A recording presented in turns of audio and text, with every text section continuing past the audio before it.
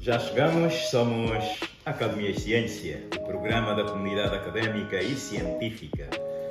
Para dizer que estamos emitindo em FM na frequência 102.5, aqui na Rádio Nova.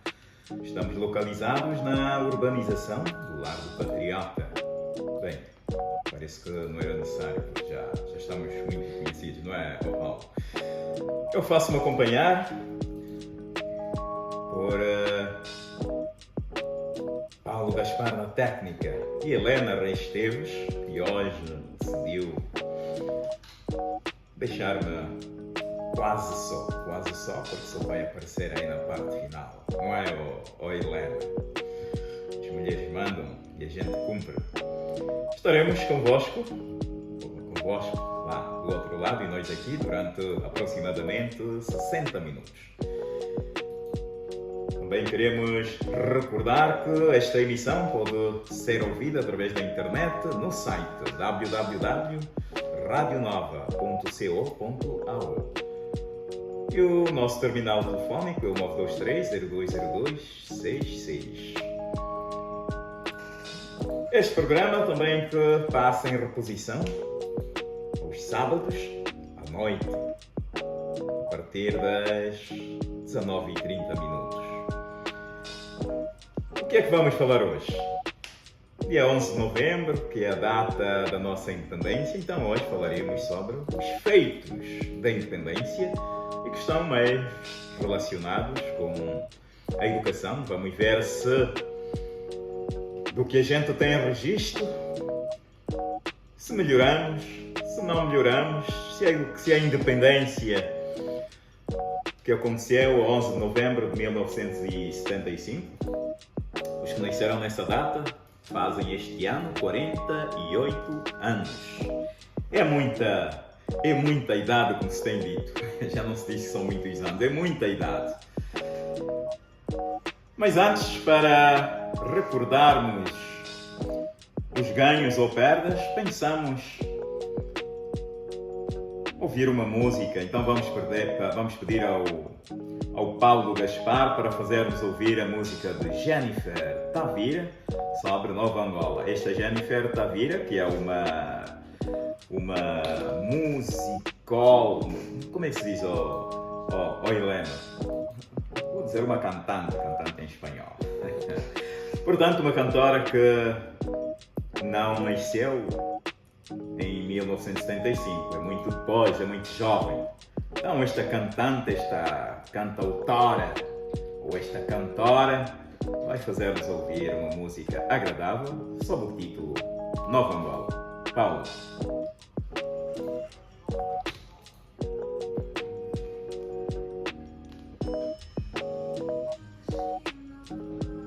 Essa flor é música dela. A flor é música dessa moça. Hoje é 15 de novembro. 15 de novembro. Celebram-se nesta data muitos aniversários. Mas entre estas muitas celebrações, fazemos questão de realçar os 25 anos do Dia Mundial em memória das vítimas da estrada. Esta data, criada pela Federação Europeia de Vítimas da Estrada, e os 15 anos da sua oficialização enquanto Dia Mundial pela Organização das Nações Unidas, a ONU. O espírito desta comemoração é de sensibilização pública da memória dos muitos filhos de pessoas falecidas, feridas e afetadas pelos acidentes de viação em todo o mundo, e de homenagem às equipas de emergência, à polícia, aos médicos e outros profissionais que diariamente lidam com as consequências traumáticas da sinistralidade e criminalidade. Em Angola, claro, vivemos uma realidade que devia preocupar muito mais as autoridades e a sociedade no seu todo. Serenamente, vai-se impondo a cultura da desobediência e da desordem rodoviária. tanto pelos condutores de veículos, como dos peões que desrespeitam tudo e todos sob o olhar impune das autoridades. A polícia não reage, por exemplo, perante os motociclistas convertidos em taxistas que mais circulam em sentido contrário, dos peões que cruzam as estradas fora das passadeiras, bem, quando existem, porque sabemos que nem todas as estradas têm passadeiras. Da administração do Estado que não coloca passadeiras em paragens de grandes aglomerados e da indisciplina de vendedores que fazem das passagens das passadeiras aéreas, convertem-nas em mercados sob o olhar sereno e permissível também dos órgãos de segurança, mas propriamente a Polícia de Ordem Pública. Como resultado? O resultado é que muitas vidas têm sido perdidas por negligências consequentes de uma mentalidade que é refém de um sistema de educação deficiente.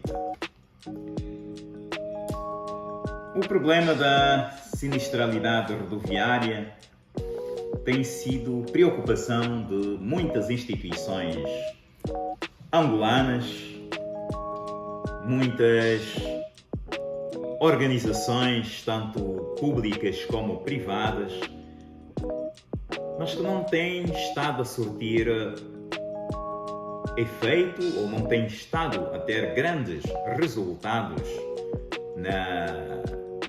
na mudança de comportamento dos cidadãos.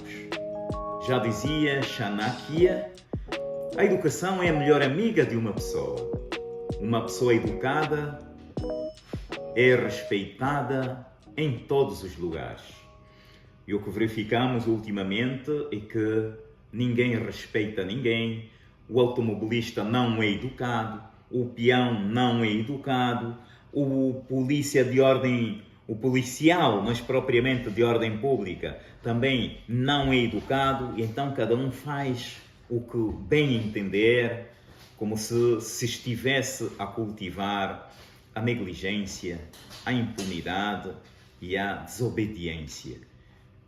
E todos estes males que vêm contrariar a ordem, as leis, os regulamentos, têm tido como consequência a perda de muitas vidas. Mas hoje, como já dissemos, vamos falar sobre a independência. Infelizmente não podemos falar dia 11 porque o nosso programa podemos dizer que é sazonal, não é? Passa às quartas-feiras. E como um dia muito importante, não vamos falar da independência ou dos seus frutos no todo, porque nós estamos dirigidos somente a uma comunidade, aquela que pega o caderno, o lápis e a esferográfica. Mas antes de entrarmos neste quesito independência, quesito entre aspas, porque a independência não é um quesito, não é? Uma coisa grande. Vamos ouvir uma música de a maior referência do musical angolano que detém, e penso que para sempre, a coroa de rei da música angolana. Estamos a falar de Elias de Aquimoeso, que tem uma canção que me foi proposta pela Helena Reis Esteves, que está aqui a fazer equipe. Ela não gosta que lhe citem nesta música, mas é a música Chamavo, que muitos não entendem o significado desta música, mas Elias de Aquimoeso fala e ajuda-nos a recordar que no tempo colonial e no seu tempo, quando aconteceu uma grande desgraça por uma enxurrada que caiu aí nas zonas do São Paulo, existia apenas um mercado só, um mercado oficial, que era o mercado do chamavo, e que hoje já existem muitos mercados. E esta música também é histórica porque serviu para que fizéssemos história e pudéssemos recordar a diferença entre o que é hoje o nosso mercado informal, o nosso mercado formal e o que foi o mercado naquela altura. Então vamos pedir ao Paulo Gaspar para fazer-nos ouvir esta música de Elias de Aquimoeso. E espero que os nossos ouvintes também gostem. Paulo. Estamos de volta aqui no programa que está dirigido à comunidade académica, científica e empreendedora. Hoje vamos falar um pouco sobre os feitos que resultaram da independência de Angola, que aconteceu a 11 de novembro de 1975. É estranho que existam estudantes universitários, Paulo, que não saibam qual foi a data da independência de Angola. É só para verem como é que tem estado a ser gerido os conteúdos a partir da primária, não é? Porque eu que sou já um septuagenário, que a minha primária foi feita ainda no tempo da outra senhora, começou a dizer-se, na primária já todos sabiam a história e sabíamos a história de Portugal, não é? Só para recordar. No entanto, a independência de um país é importante porque permite que um país seja livre, com leis próprias e longe de brigas com outros países. Um país independente não fica diretamente relacionado com os problemas de outro país. A independência política permite que cada país tenha as suas próprias leis, fronteiras bem definidas e poder político estabelecido. A independência também é um ponto de partida para uma democracia mais justa e respeitada, e para a liberdade de expressão e pensamento. Mas o que apenas entende o contexto dessa data comemorativa, o 11 de novembro, deve ser lembrado como um dia para nunca ser esquecido. Independentemente das filiações partidárias, de que se somos deste ou de outro partido, ou não temos nenhum partido, a independência veio para dar liberdade a todos os angolanos. Conquistamos a nossa democracia, resistimos por diversas vezes, gritamos, acreditamos, torcemos, cometemos erros e, como qualquer liberdade, tiramos algum ensinamento para que possamos corrigir os nossos atos posteriormente. A educação é um tema importante e complexo que tem sido objeto de reflexão por muitos pensadores ao longo da história. A educação é fundamental para o desenvolvimento humano e social e pode ser vista como um processo contínuo de aprendizagem e crescimento. Como disse o filósofo grego Sócrates, a educação é a chave para desbloquear o mundo, uma escada para a liberdade.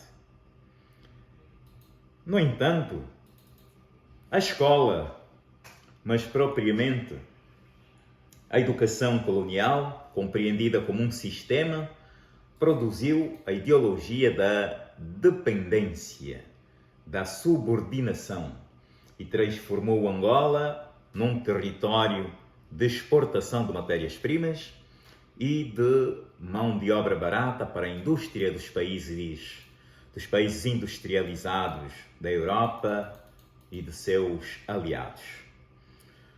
O ensino escolar teve início em Angola nos séculos XVI e XVII, portanto, muito antes do atual território constituir uma unidade. No decorrer da sua presença no Reino do Congo, os padres católicos presentes na corte de Mbanza Congo empenharam-se em divulgar não apenas o cristianismo, mas também a língua portuguesa e a correspondente escrita, bem como rudimentos de matemática. Depois da fundação das praças fortes de Luanda e de Benguela estou a falar, Helena é de Benguela, estabeleceram-se lá pequenas escolas de nível básico, inicialmente apenas para filhos dos colonos brancos, inclusive alguns que tiveram com mulheres africanas. Depois, também para um pequeno número de crianças africanas. Nessa fase, as escolas não constituíam um sistema de ensino e nem sequer tinham estruturas muito definidas. A situação mudou no decorrer do século XIX, quando Portugal passou a ocupar o território, a ocupar de forma lenta o território correspondente ao da Angola de hoje e, paralelamente, a ação militar e, muitas vezes, a procedê-la, houve uma ação missionária cada vez mais extensa, tanto católica como protestante. Os missionários ligavam sempre a cristianização a uma escolarização mais ou menos desenvolvida. Esta começou, inclusive, a abranger a população africana urbanizada que se aglomerava em Luanda e Benguela, bem como nas vilas, que se foram fundando passo a passo. Durante vários séculos da colonização portuguesa, o ensino esteve sob a responsabilidade das missões religiosas, sendo o ensino laico muito reduzido e praticado por algumas instituições não oficiais. Apesar da existência do ensino oficial na província de Angola, a situação da maioria da população africana em nada se alterou, pois um grande número continuava sem escolarização, uma vez que, a partir do decreto 1845 de Joaquim Falcão, procurou dar satisfação às exigências das populações civilizadas, beneficiando, dessa forma, parte da população colonizadora, não é? Que era maioritariamente constituída por portugueses. O ensino liceal só teve início nos primórdios do século XX, mas concretamente a partir de fevereiro de 1919, quando foi fundado o primeiro liceu de Luanda e da província, que nós conhecemos como o Salvador Correia. Assim, desde a assinatura desse decreto até o surgimento do primeiro liceu, tinham passado cerca de 74 anos para que surgisse em toda a província de Angola uma escola secundária oficial e as dificuldades de muitos em prosseguirem os seus estudos secundários. Então, é assim mais ou menos que o ensino se desenvolveu, mas propriamente iniciou na antiga província de Angola, não é? Uma colónia portuguesa, onde poucos angolanos tinham a possibilidade de estudar. Mas para não fazer muita história e dizer que até 73, 74, quando começaram já os movimentos revolucionários e depois que culminou com o 25 de Abril em Portugal, em quase todas as cidades já havia maior abertura do sistema educacional colonial e uma maior abertura também e possibilidade dos indígenas, aqui indígenas referindo-me mais à população africana, de ter acesso a escola. Embora existissem naquela altura, até 75, acredito, ainda aí nas zonas do Cubango, Mochico, Lundas, que são territórios muito grandes, havia muitas, e que chamavam-se de forma depreciativa as terras do fim do mundo, não é? Pela sua grande extensão, havia muitos locais onde não havia escola e onde mesmo a administração do Estado tinha dificuldades em chegar. Mas para não cansar os nossos ouvintes, espero que este recordatório breve, resumido, sirva para que os mais novos consigam saber um pouco sobre o que foi o sistema de ensino na era colonial. Vamos pedir ao Paulo Gaspar para, mais uma vez, fazer-nos voltar ao passado com Teta Lando e a música Eu Vou Voltar, porque esta é uma música que tem história também. E eu vou voltar, naturalmente, eu voltar às nossas origens. E hoje estamos aqui, só nós, que pela independência conseguimos resgatar a nossa liberdade, a nossa independência, embora ainda não se tenha alcançado o que todos nós angolanos almejamos. Por isso, Paulo Gaspar, faça-nos a vontade de ouvir Teta Lando. A vossa atenção.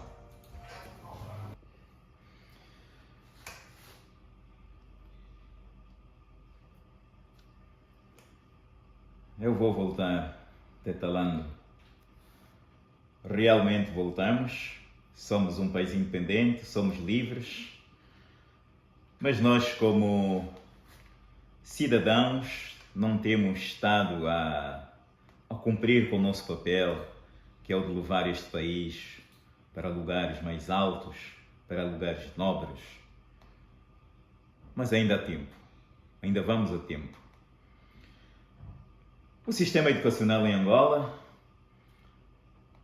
que nos primórdios da nossa independência ainda sobreviveu sobre os conhecimentos que os recursos humanos da época tinham apetrechado do antigo sistema de educação colonial, conseguiu fazer com que a gestão do processo de ensino-aprendizagem pudesse seguir passos sólidos e conseguimos também, com a gestão política de então,